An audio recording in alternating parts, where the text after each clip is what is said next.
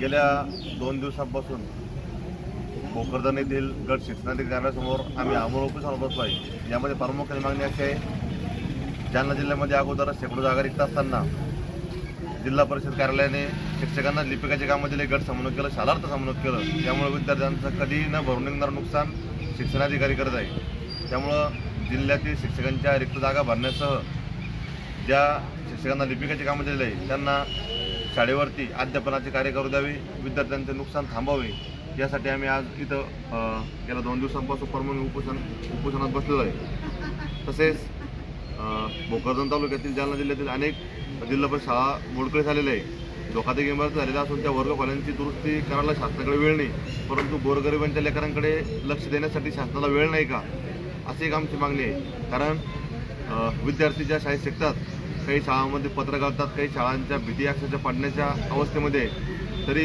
मुख्य कार्यकारी अधिकारी असतील, शिक्षणाधिकारी असतील, हे लक्ष द्यायला तयार नाही। त्यांचं लक्ष वेधण्यासाठी तसेच बेजबाबदारपणे वागणाऱ्या मुख्य कार्यकारी अधिकारी, शिक्षणाधिकारी यांच्यावर शिस्तभंगाची कारवाई करण्यासाठी विभाग आयुक्तांचे लक्ष वेधण्यासाठी आम्ही हे उपोषण चालू केलं आहे। तात्काळ प्रशासनाची दखल घ्यावी, नसता याचा पडसाद तीव्र उमटतील असा इशारा मी देतो।